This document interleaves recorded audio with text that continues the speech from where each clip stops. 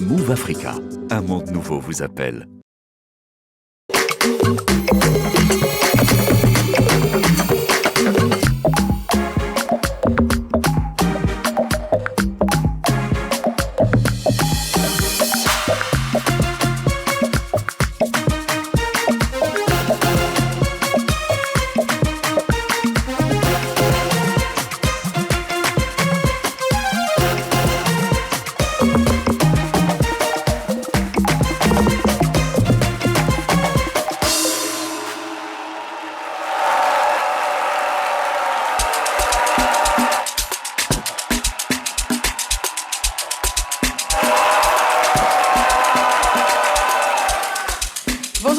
Merci de nous rejoindre sur RTI 1. Nous sommes dans le mois de mai. Les examens à grand tirage se profilent à l'horizon. Aujourd'hui, nous avons décidé de parler donc du stress à l'école. Car certains élèves sont consciencieux, ils sont appliqués, mais une fois devant la feuille d'examen, ils perdent totalement leurs moyens. Et c'est le cas d'ailleurs de l'invité qu'on va recevoir aujourd'hui. Tenez-vous bien, il a repris le CEP 2 fois, le BEPC 2 fois et le bac 3 fois.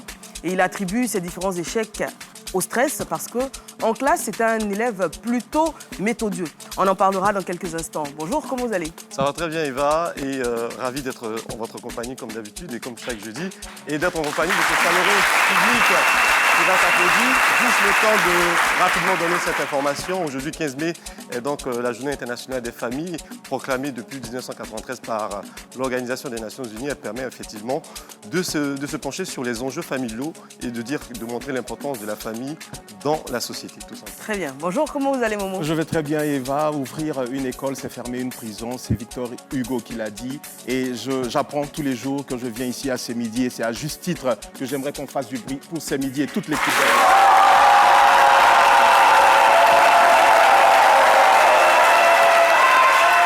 Le troisième chroniqueur du jour est fondateur d'établissement. Il s'appelle Monsieur Djetou. On l'accueille.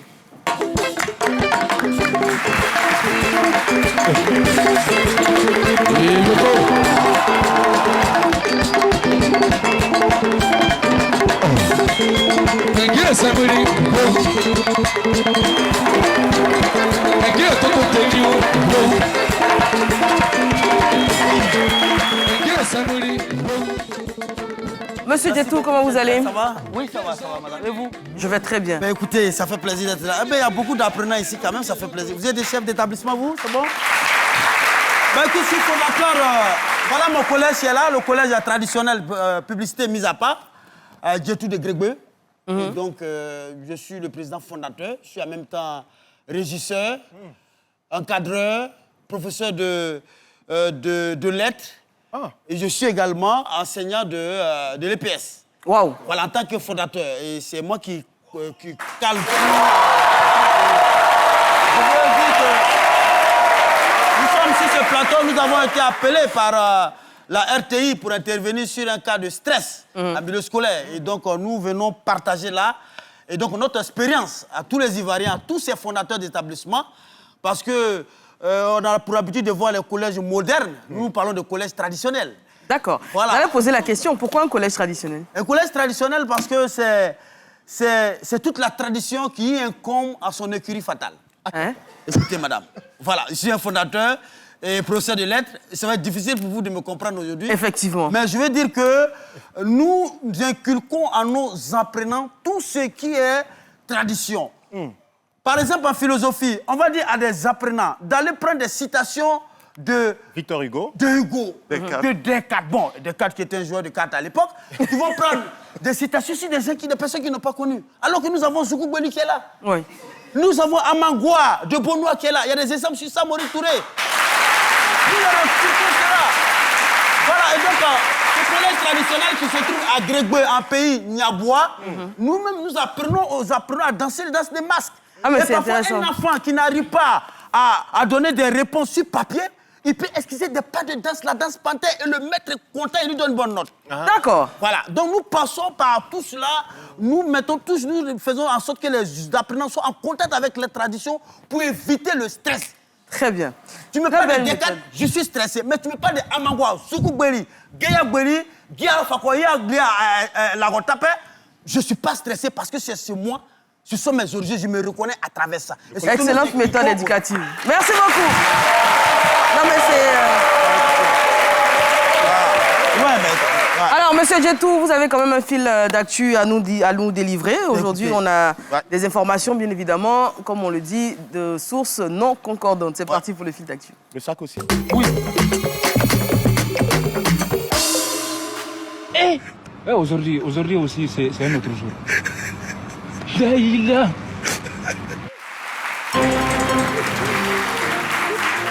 C'est bizarre. Je suis rentré tout à l'heure, j'ai pris l'accent Djetou là. J'ai oublié, j'ai pris l'autre accent. Là, le fil d'actu est rédigé en fonction de l'accent Djetou, je ne sais pas comment faire. Ben, c'est Djetou Ovation, on est très content de vous ici. On peut changer d'accent. Ben, écoutez, incendie à Nangui à Brogoua, c'est ce matin à Djamé. Malheureusement, vous avez vu ça sur les réseaux sociaux. Ben, c'est un incendie qui a ravagé plusieurs magasins. Faites très très attention. Ben, ce qui est bien, c'est que Nangui et Brogoua, avec la caserne des sapeurs-pompiers, c'est pas loin. Donc les pompiers sont arrivés très vite. Ils sont en train de calmer le feu. En tout cas, ils ont évité le pire. Mais pour l'instant, les causes de cet incendie restent pour le moment méconnues. Donc les enquêtes vont suivre. Mais faites très très attention parce qu'il fait chaud. Il fait chaud. Arrêtez de fumer dans les magasins. Arrêtez de faire du feu n'importe comment. Parce que quand il fait chaud, ça peut être bizarre. Et puis vous les gulans aussi, arrêtez de porter les bassins bizarres. Quand le bassin est trop sec, tu passes devant la station, il peut prendre feu. Vous n'avez qu'à faire très très attention à ce temps de chaleur, c'est important. Voilà. Donc les pompiers, il faut ovationner très très fort les soldats du feu qui sont sur place et qui mènent les actes. Voilà. Alors, direction Man, c'est la Yacouba. Alors, la semaine dernière, il y a 2 filles. Voilà, c'est un village de montagne. Voilà, c'est les gens qui ont nuque là-bas. Alors, Grand Baplé, c'est un quartier de Man. Il y a 2 jeunes filles que vous voici sur les mecs qui ont fait par à cause des garçons. Oui, mais écoutez, il y a beaucoup d'élèves ici, vous faites par à cause des garçons. Mais si vous ne faites pas main à main, nous, en tant que fondateurs, vous connaissez, vous faites par sur TikTok à cause des garçons. À quoi? Oui. Vous faites les railleries, c'est dangereux. Tu fais par là à cause des garçons, pourquoi? Ça, c'est pas garçon. Ça, c'est pas garçon. Prends un, puis tu maries, puis ça va, c'est fini. Alors, donc, il faut faire par là. Bon, c'est pas moi, Djetou, qui va vous dire qui est palabre dans ce pays. Les gens disent, nous, les bêtés, on est palabre. On a accepté. Mais cette fois-ci, ce qui est fait palabre, c'était Goula, parce qu'il vient de Goula beaucoup. Ouais, il y a un qui s'appelle, son nom ici, attention, il s'appelle Fatim. Voilà, c'est le nom qu'on lui a donné. Il s'appelle Fatim. C'est lui qui a pris, il est parti sur son copain. Il est parti trouver un autre là-bas, mais on n'a pas dit son nom, on a donné seulement le commencement de son nom, il s'appelle MT. Bon, quand Bété il en a dit MT, ça c'est Maïmouna Traoré. Donc c'est eux encore.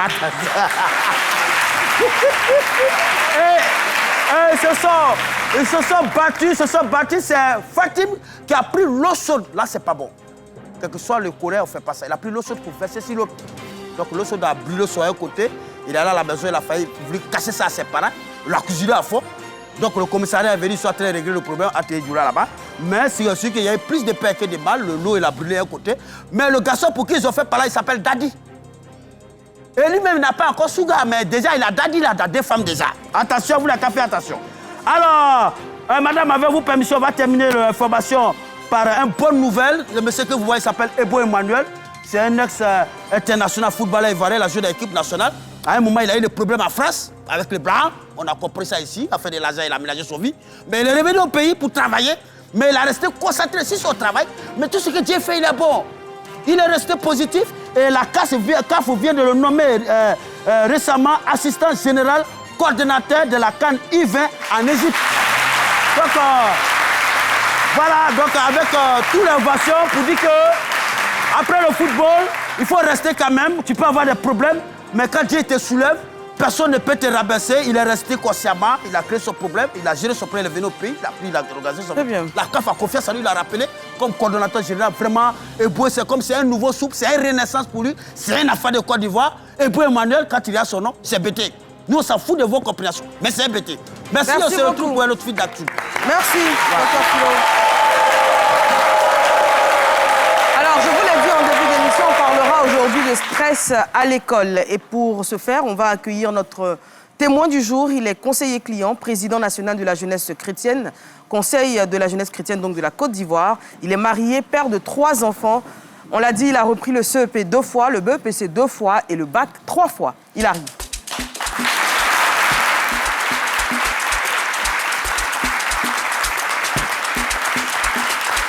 Et il ne sera pas seul sur le plateau. On va accueillir M. Dongui Alexandre, qui est consultant en gestion du stress, manager qualité, sécurité, environnement et auteur. On l'accueille, M. Dongui Alexandre. Le temps qui s'installe, nous, on va lancer l'histoire du jour. On va aller rapidement. À tout de suite. Un adversaire omniprésent auquel tout le monde doit faire face, le stress. Certains le vivent comme le poids d'un défi, d'autres la peur de l'échec. Renaud Serge Ncho, invité témoin de ces midis ce jeudi 15 mai, compte au nombre de ceux dont le destin a été douloureusement impacté par le stress, notamment dans sa vie scolaire. Eva Amanier et ses chroniqueurs partagent son vécu, fait d'intrigues et d'un peu trop d'accidents de parcours suscités par son incapacité à surmonter le stress.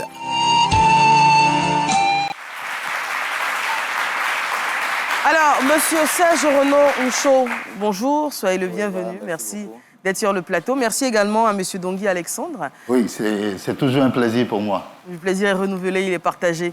Alors, Monsieur Ncho, on l'a dit, hein, vous estimez que les différents échecs aux examens que vous avez traversés sont dus au stress. En classe, quel genre d'élève est-ce que vous étiez? Je salue tout le monde. Merci pour l'opportunité que vous me donnez ce matin.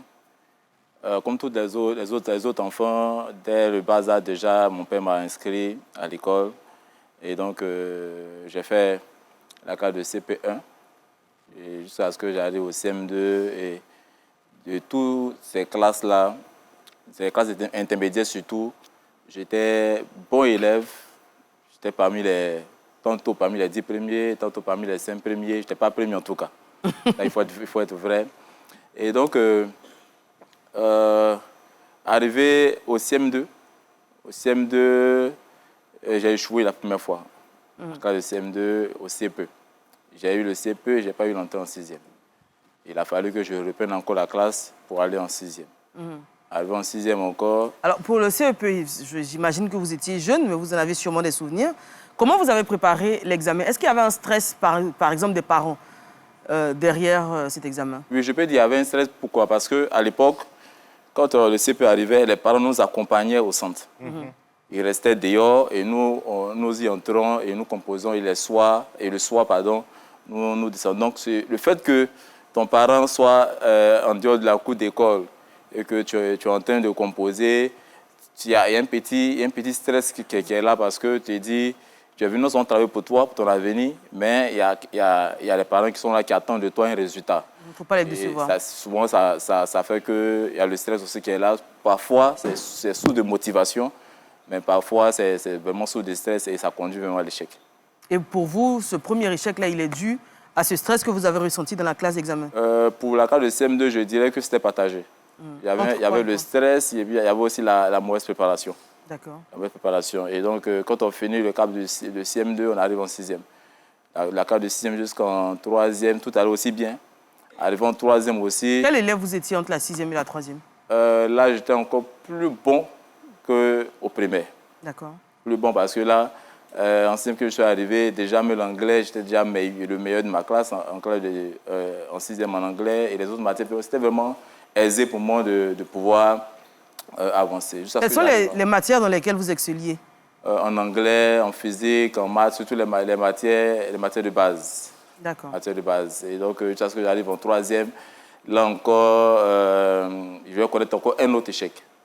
Un autre échec, le total de points que j'ai obtenu à l'examen était suffisant. Donc, ça m'a mené à... Mais par contre, à notre époque, tu pouvais ne pas avoir le BPC et puis être orienté en classe de seconde. Et donc, j'échoue au BPC, mais je suis orienté en classe de seconde, c'est au lycée Moussa Makori. Et donc, je poursuis et puis je repasse le BPC en candidat libre et puis je l'obtiens. OK. Je l'obtiens. Alors, de la seconde aussi, jusqu'à ce que j'arrive en terminale. Arrivé en terminale encore, la première année, j'ai échoué. Alors, de la seconde à la terminale, vous vous améliorez parce que vous avez dit que de la 6e à la 3e, vous étiez meilleur élève qu'au primaire. Est-ce que vous continuez comme ça sur cette montée? C'est-à-dire que de la seconde à la terminale, est-ce que vous êtes encore meilleur? Il faut dire qu'en seconde, j'étais moyen. Pourquoi? Parce que de la classe de 3e à la seconde C, avec les coefficients qui étaient élevés en mathématiques et puis en physique, il n'y avait pas un accompagnement. Et donc, ça fait que j'étais vraiment moyen. À partir de la première, j'ai commencé à me relever jusqu'en terminale. Mais arrivé en terminale, je ne comprenais pas vraiment les cours. Je ne savais pas ce qu'il fallait bosser.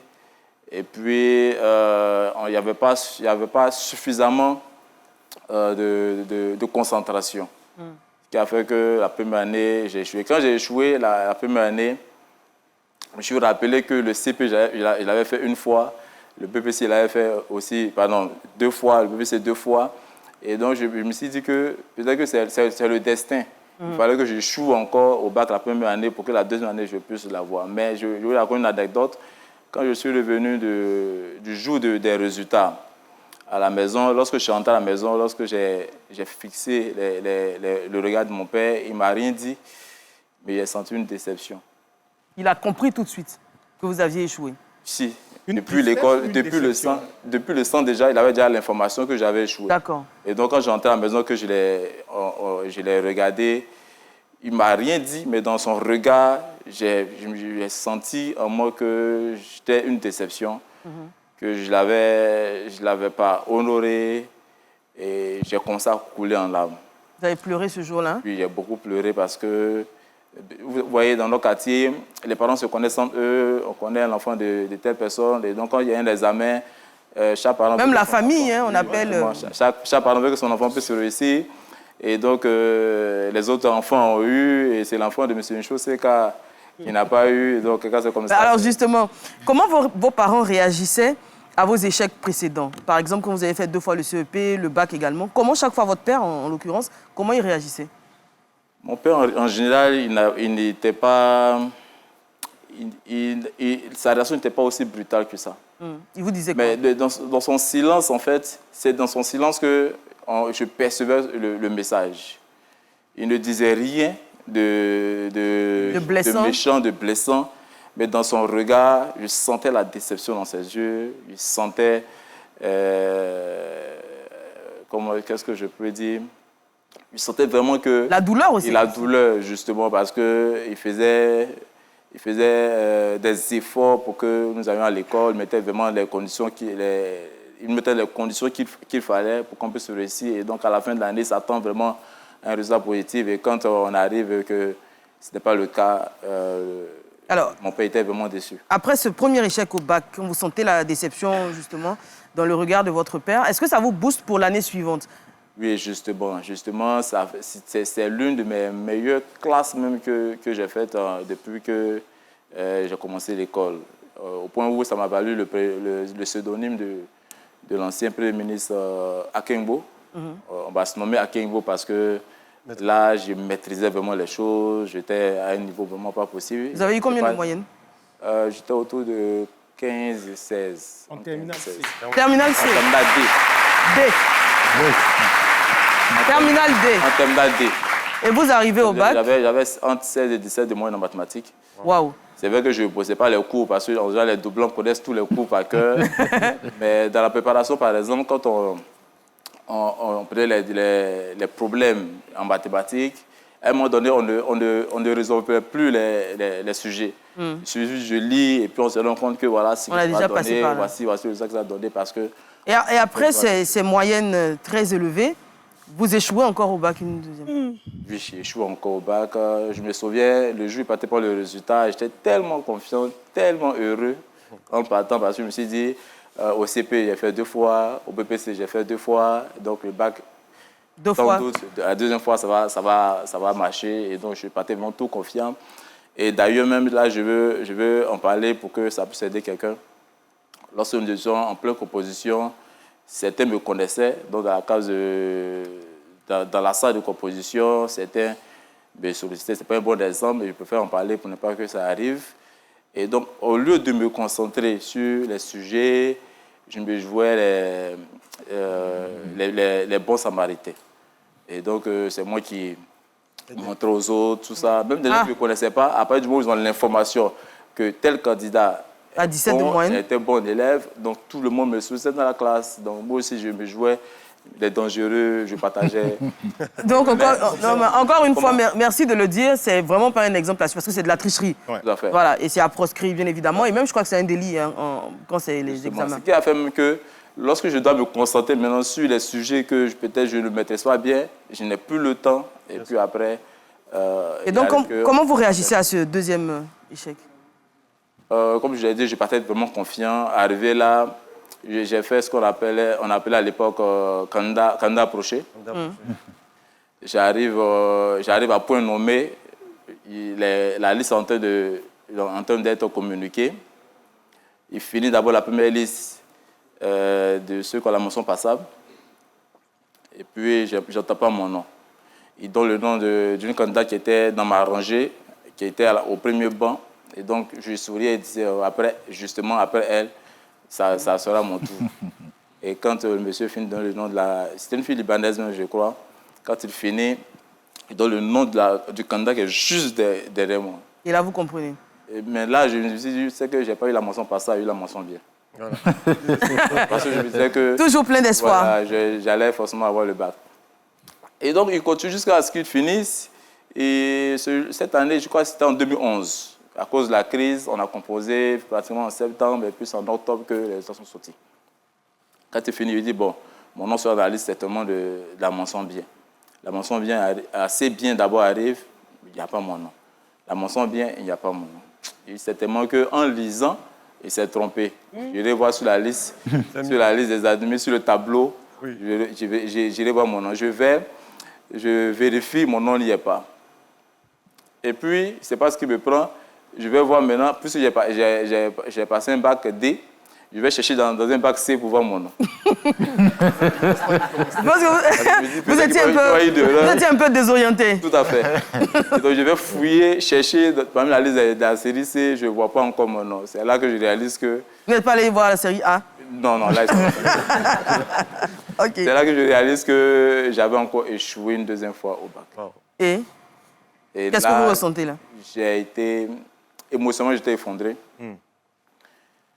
Parce que je me suis dit, avec tous les efforts, avec tous les sacrifices consentis, j'ai échoué encore au bac encore une deuxième fois. Et votre père, sa réaction? Bizarrement, pour la deuxième année, c'était mieux par rapport à la première année. C'était mieux parce que la famille, tout le monde était confiant que les résultats que j'envoyais à la maison, tout le monde était confiant que ça allait marcher. Et figurez-vous que la première année, il y a eu 172 points, avec une seule moyenne de base. La deuxième année, il y a eu le même nombre de points, 172 points. Mais dans la case admis, c'était coché et ils ont juste effacé. Mais on voit quand même qu'ils ont mis admis, mais c'était effacé.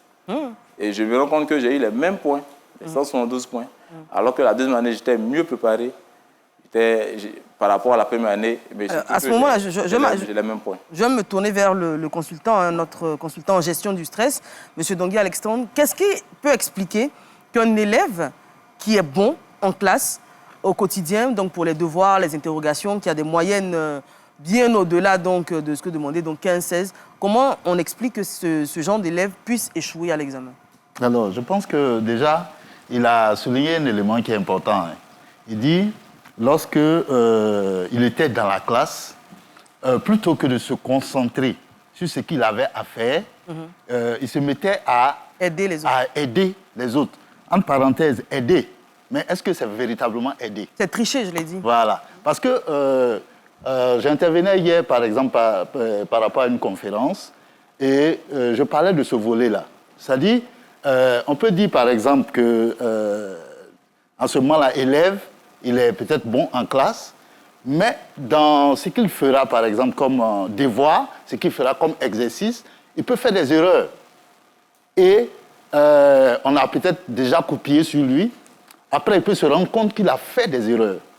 Et lui, il peut rectifier. Mais il n'aura pas le temps de te donner encore la feuille pour que toi, tu puisses rectifier en pensant que tu as copié. D'accord. Ça, c'est le cas de la tricherie. Pour revenir au sujet, qu'est-ce qui justifie? C'est quoi? C'est le stress? C'est la mauvaise préparation? Comment un bon élève échoue à un examen, et ce, à plusieurs reprises?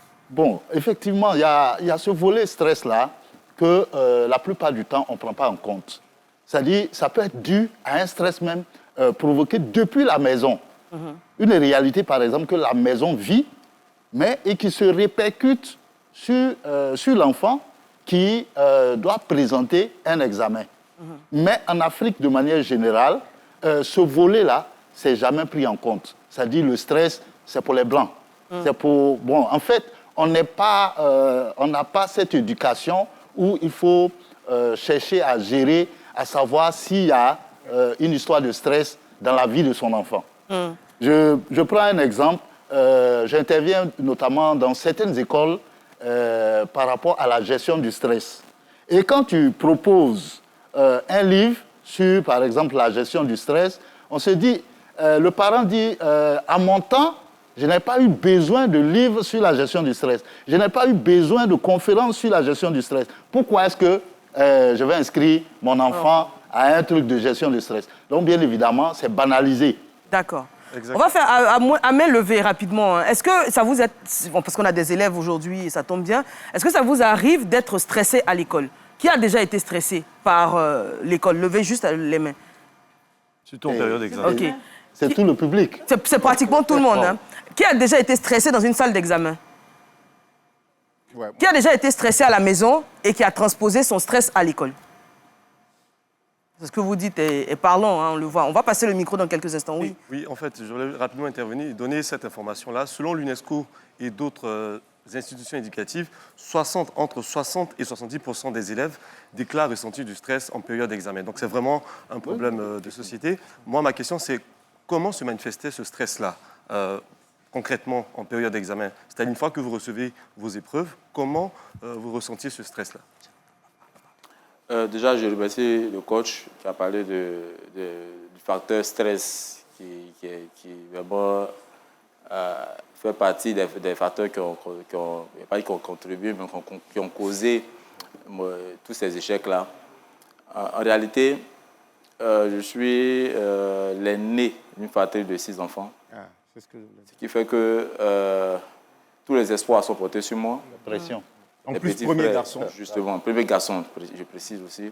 Ça, c'est une charge mentale, carrément. Et donc, tous les espoirs sont portés sur moi. Tes petits frères, tes petites sœurs sont derrière. Et donc, c'est une sorte de... Tu n'as pas droit à l'erreur. Parce que tu dois servir d'exemple. Justement, tu dois servir d'exemple, tu dois leur montrer le chemin pour que je puisse donc, ça veut dire que quand j'arrive en classe d'examen, c'est vrai que je suis prêt à composer, mais j'ai des pensées à la maison. Et un gros bagage. Un gros bagage. Je pense à la famille. Donc la concentration n'est pas totale, en fait. Elle n'est pas totale. Elle n'est pas totale. Ce qui fait que même quand j'écris, parfois je doute. Est-ce que c'est vrai? Est-ce que ce qu'ils ont écrit est juste? Parce qu'il ne faut pas après, quand le résultat vient sera négatif, parfois même 1 + 1 = 2, mais je vais prendre la calculatrice pour... Ça, je pense que ça nous arrive à tous. Hein. Voilà. Quand on est en période de stress, on a l'impression de ne plus rien savoir. On vérifie les choses les plus élémentaires et les plus évidentes. Oui, Momo. Eva, alors, en parlant de stress, il y a aussi ce stress pédagogique qu'on vit. Je ne parle pas des autres pays africains, mais en Côte d'Ivoire. Aux États-Unis, par exemple, quand on fait les examens, c'est open books, no notes. On a droit à nos livres, on a droit à nos notes pour faire un examen. Dans tous les 52 États des États-Unis, c'est comme ça. Parce que l'encadreur, l'enseignant veille à ce que son étudiant, son élève passe sa classe d'examen. Et on n'a pas ça ici. C'est l'enseignant même qui va te stresser, qui va... Je ne comprends pas. Pendant l'examen, vous voulez que les élèves aient accès aux livres? Non, le cas des États-Unis, par exemple... Non, on parle en Côte d'Ivoire. Non, je parle du stress, vous comparez, oui. du stress qui vient de l'encadreur, ici de l'enseignant, qui ne va pas te booster, qui va te traiter de vaurien, de fainéant, de nul, de te comparer au premier ou au deuxième. Donc ça aussi, ça ajoute à ce stress-là le jour où tu vas composer, en plus de la charge familiale, émotionnelle et psychologique qu'on a. Et donc ça, je pense que c'est quelque chose qu'on doit revoir, quoi. C'est un peu un message que je lance à l'enseignement national. Voilà. Très bien. Votre coup de gueule, on va dire, oui, a été bien compris. Oui, monsieur Djetou, rapidement. Je rejoins Momo aussi. C'est vrai, c'est un coup de gueule, mais ça peut être une solution aussi. Hein. Voilà, parce que déjà, le fait de savoir qu'on a bossé plusieurs cours, et puis bon, tu ne sais pas seulement pendant des mois, tu ne sais pas le sujet qu'on va te donner. C'est le principe. C'est déjà stressant. Et c'est le principe. Hein, oui, mais c'est déjà stressant. Voilà, moi je découvre ça en même temps. Je dis, mais ça peut être possible, vous avez tous vos trucs.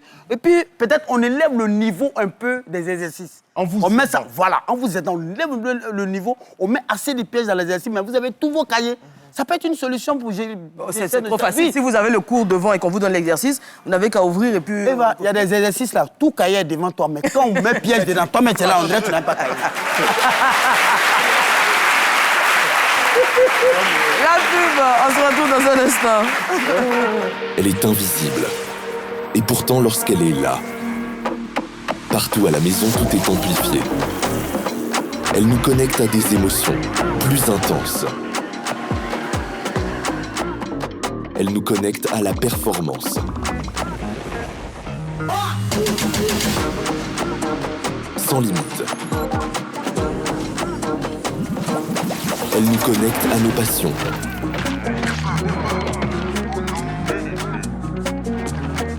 Avec encore plus de sensations. Même dans des endroits inimaginables. Elle nous connecte à toutes les possibilités, décuplant notre plaisir et notre liberté. Profitons tous de la fibre à la maison de Move Africa, avec un débit allant jusqu'à 1 gigabit par seconde. Move Africa, un monde nouveau vous appelle. Va à l'école, ma petite, va à l'école. Va à l'école, ma chérie, va à l'école. Va à l'école, ma petite, va à l'école. Va à l'école, ma chérie, va à l'école. Pense à la souffrance de tes parents qui sont au-dessus de logement. Papa a souffert pour te mettre à l'école, toi tu penses à des logements. Hein? Mon petit, laissez l'alcool. Reprends le chemin de l'école. Je te le répète, papa a payé ton école, c'est pas pour que tu fumes la drogue. Moi, je pense à toi que ton avenir. Ce public du jour, je vous l'ai dit, ils sont composés essentiellement d'apprenants. Ils nous viennent d'abord des établissements privés Gloris Yopougon Nyangon. Le directeur, M. Nyomien Kwame Sumbalo. Et les encadreurs, Dr Kwasi Florence, Kablan Herman et Nguesson Ato Kwasi Marc. Il faut dire que les établissements privés Gloris organisent la journée de l'excellence. Ce sera ce samedi 17 mai 2025 et le samedi 24 mai à Gloris Yopougon, Toit Rouge, à partir de 8h. Nous avons également le collège privé Baouléen 2 d'Adjamé, 220 logements. Le fondateur, c'est M. Diaby Aboulaye, le directeur, M. Bomba Mamadou. Et les responsables de délégation, M. Paré et Miss Sawadogo. Et le collège privé Baouléen 2 organise donc le 15 mai prochain. Ce sera, c'est aujourd'hui. C'est l'anniversaire du chef de l'établissement, M. Bomba. Et le 17 mai, une sortie éducative au parc national du Banco. Voilà. Et puis nous avons également l'université Adama Sanogo, donc du nom du fondateur, Adama Sanogo, le directeur, M. Abou Ouattara, et le responsable de délégation, M. Ahmad Sanoko. Et l'université organise ses festivités de fin d'année. Ce sera demain, vendredi 16 mai, de 8h à 17h au campus de l'université Adama Sanogo au plateau d'Okui. C'est la fête, c'est la fin de l'année. Hein. On prépare les festivités. Et on vous souhaite tous, à tous ceux qui sont en classe d'examen, on vous souhaite le succès. Le succès total. Docteur Silo, très rapidement, vous allez écoutez, merci accueillir une délégation de la FIF. On aime bien les recevoir. Écoutez, c'est un honneur pour moi de recevoir cette délégation. Il faut les recevoir. Alors, on va recevoir Lucette Deyed, chef de département football féminin. C'est femme qui travaille dans le football féminin. Adélaïde, coach de U17. C'est femme encore qui coach les U17. Et puis, Kole Aminata, vice-capitaine de l'équipe nationale de U17. C'est les femmes, vraiment.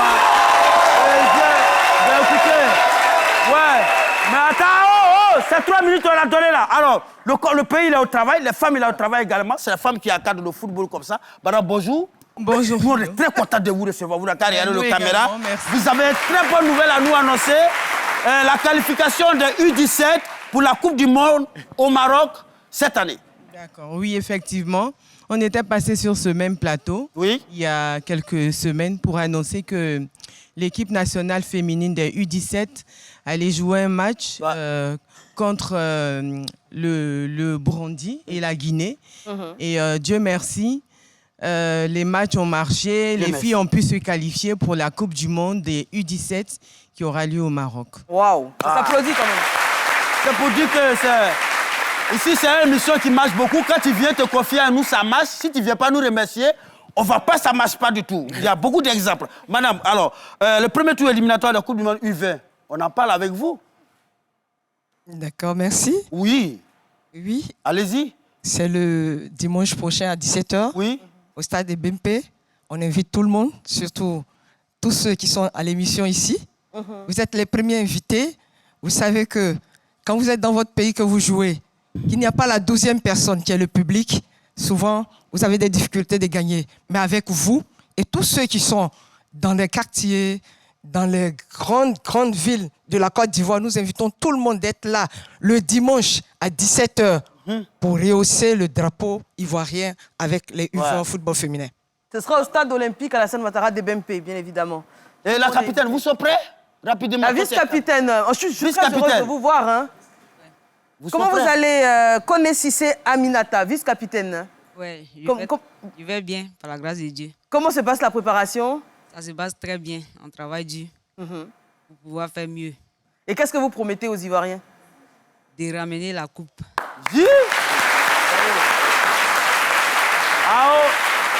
Non, merci encore si vous pourrez. Madame, un dernier mot, vous commencez, vous terminez rapidement. Dernier appel. C'était déjà pour remercier toute la population ivoirienne parce qu'on a eu beaucoup, tout le monde était étonné. Le stade Félicia était pratiquement plein.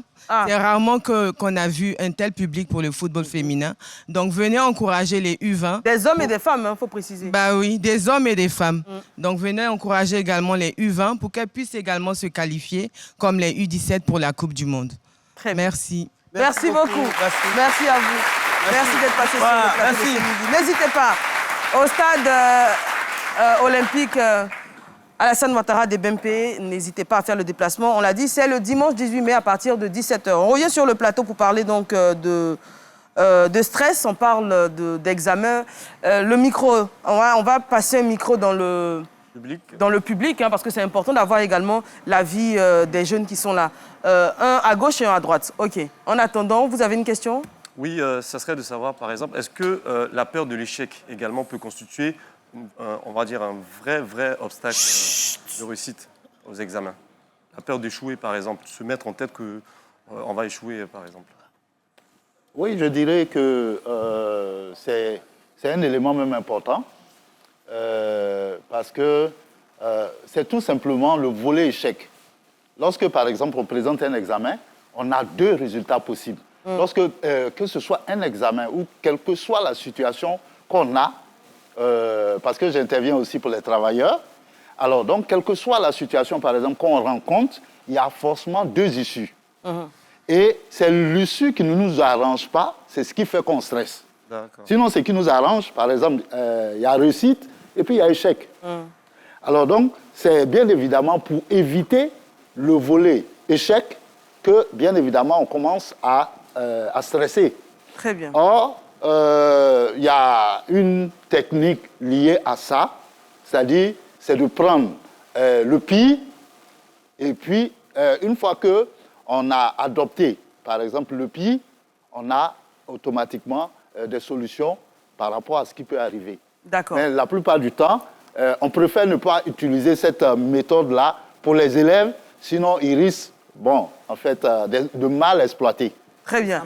Alors, j'aimerais avoir dans le public, est-ce qu'il y a un élève qui a déjà échoué un examen, que ce soit au bac, au BEPC? Passez le micro.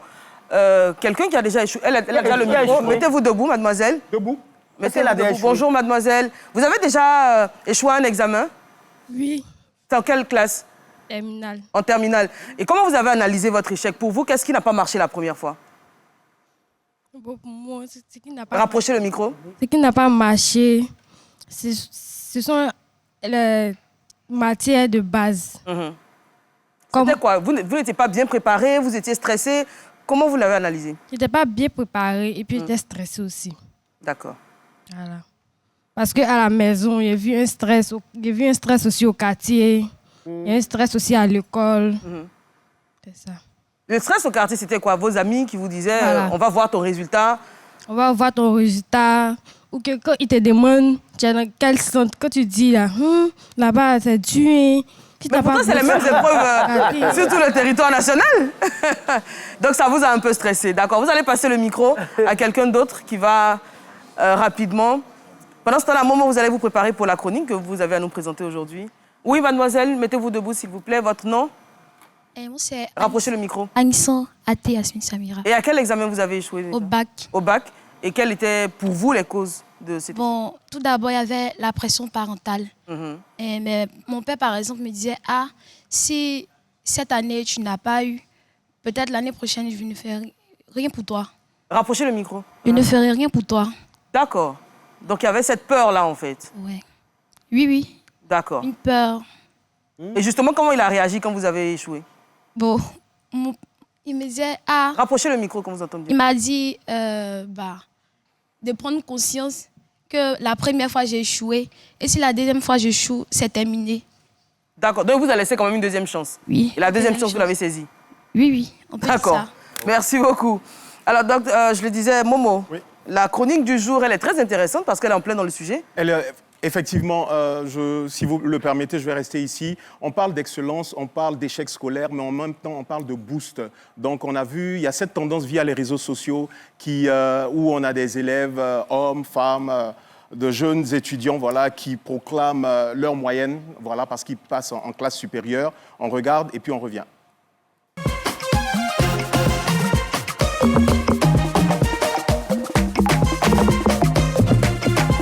Nous sommes au lycée moderne de Nangui à Brogua et bien évidemment la Côte d'Ivoire rime avec excellence. Je puis vous dire que ces élèves sont excellents, n'est-ce pas?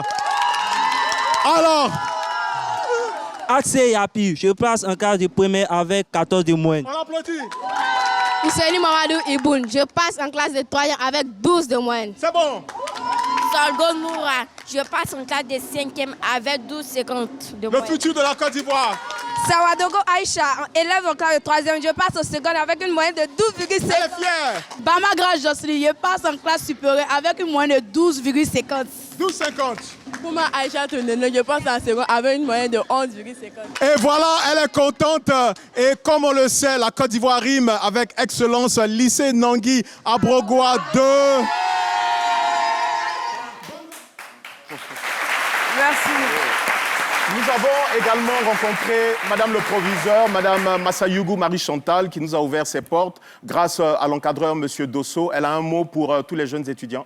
J'exhorte tous les élèves du lycée moderne Nangui à Brogua 2 à s'inscrire dans la culture de l'excellence, à bien travailler pour être des références, des valeurs sûres pour notre nation demain.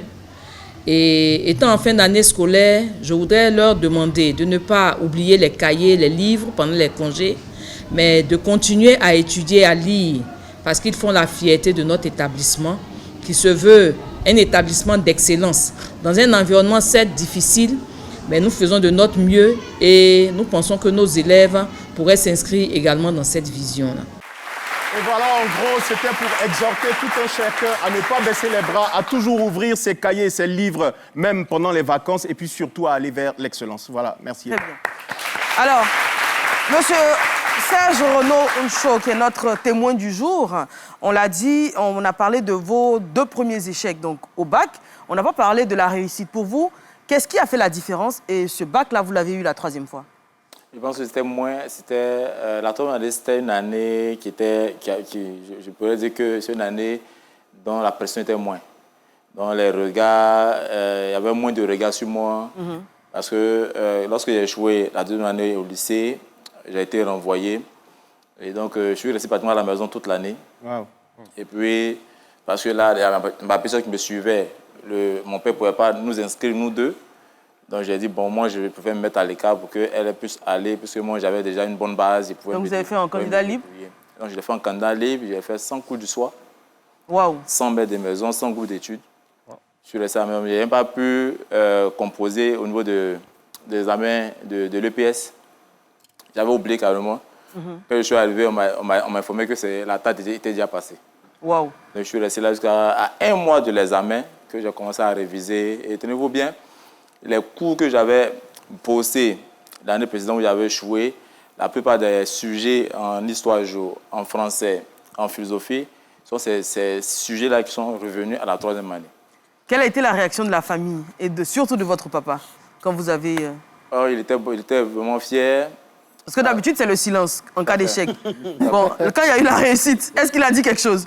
Si, il m'a félicité. Il a dit que ce qu'il retenait, c'est que malgré tous ces échecs, j'ai su rebondir pour pouvoir avoir le bac de sorte à pouvoir à relever au moins sa tête parmi ses frères. Voilà, et donc je l'ai réussi. Et l'année en question, quand je composais, j'étais vraiment relax parce que personne ne me connaissait. Voilà, dans la classe. Donc vous n'avez aidé personne? Personne. D'accord. Là, j'ai appris de l'année précédente. Et je prenais mon temps même à écrire. C'est parce qu'on ne peut pas voir les feuilles. Vous allez voir que j'avais une très belle écriture parce que je prenais vraiment mon temps. Je comprenais tout ce qui allait. Donc finalement, en fait, il y avait moins de stress. Tout à fait. C'était ça. Vous étiez plus relax. Moins de pression. Il y a d'autres qui ne pensaient même pas que j'allais passer. Ils se sont dit que j'allais laisser l'année en cours et puis passer dans 2 ans, tout ça. Très bien. Mais en tout cas, félicitations pour votre parcours. De ce qu'on retient, c'est que vous êtes un homme et vous n'abandonnez jamais. Malgré les échecs, vous avez toujours persévéré. Aujourd'hui, vous êtes un homme heureux, épanoui, je l'ai dit, marié, père de 3 enfants, conseiller client également. Merci beaucoup, on fait une émission. Merci d'être venu. Merci, Monsieur Djetou. Merci, Momo. Merci beaucoup. André Abi. Monsieur Dongui Alexandre, rapidement, en 10 secondes, votre conclusion. Alors, je dirais que là, on est déjà à quelques jours des examens. C'est vraiment important pour les élèves d'avoir des petites méthodes, astuces pour pouvoir gérer un tant soit peu le stress. La première des choses, c'est que si on a la possibilité d'aller visiter sa salle la veille, il faut pouvoir le faire. Si ce n'est pas le cas, il faut pouvoir aller très tôt le matin pour connaître sa salle. Parce que lorsque, par exemple, vous arrivez à 5 minutes de l'examen et que c'est là que vous devrez chercher votre salle, c'est à partir de là commence le stress. Rapidement, parce que malheureusement, on n'a plus le temps. OK. Donc, l'un des éléments aussi, c'est véritablement lorsqu'on ne doit pas compter sur qui que ce soit lorsqu'on est dans la salle d'examen. Très on bien. compte sur soi-même. Très bien. Merci beaucoup. On va se séparer en musique avec Jaiz qui fait du rap conscient. Il est également éducateur et il dénonce les tares tels que l'alcool, la drogue et le sexe qui sévissent dans les lycées et collèges. On l'écoute. Jaiz, merci beaucoup. À demain.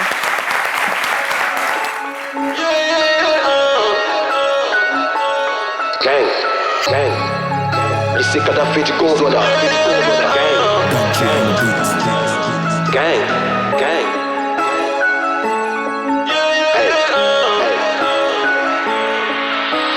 Elle croit avoir grandi, elle veut son indépendance et tire sur la laisse. Quand maman lui parlait, dit t'es pas tendance, s'il te plaît tu me laisses. Elle ne fait qu'à sa tête, elle court à sa pète pour ses études, papa s'endette. Mais ne pense qu'à faire la fête, elle ouvre ses cuisses plus vite que ses livres. Au premier venu qui s'invite à ce livre. Tu connais tous les hôtels basés maquis, mais pas le seul nom de ton anatomie. Croquer la vie en pleine danse, ça s'arrête. Tellement nul en maths qu'elle fait toujours ses règles. Après tu toujours en décalement, sans volement, avortement. Après tu toujours en décalement, sans volement, avortement. Après tu toujours en décalement, sans volement, avortement. Après tu toujours en décalement, sans volement, avortement. Fumer Kadhafi, Histoire géographie, 0/20. Tontine sexuelle, 20/20. Connaissance culturelle, 0/20. Fumer Kadhafi, 20/20. Histoire géographie, 0/20. Tontine sexuelle, 20/20. Connaissance culturelle, 0/20.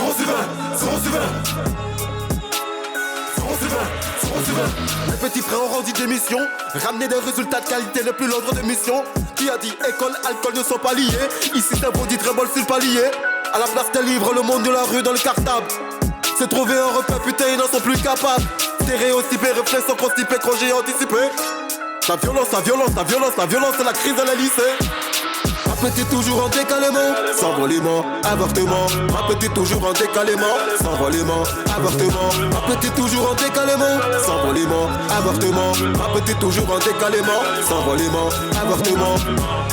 Fumer Kadhafi, 20 sur 20, 20 sur 20. Histoire géographie, 0 sur 20, 0 sur 20. Tontine sexuelle, 20 sur 20, 20 sur 20. Connaissance culturelle, 0 sur 20, 0 sur 20. Fumer Kadhafi, 20 sur 20, 20 sur 20. Histoire géographie, 0 sur 20, 0 sur 20. Tontine sexuelle, 20 sur 20, 20 sur 20. Connaissance culturelle, 0 sur 20, 0 sur 20. Également, Marco Trompini. Également, Acadie Noël. Également, sous Alain Compa. Également.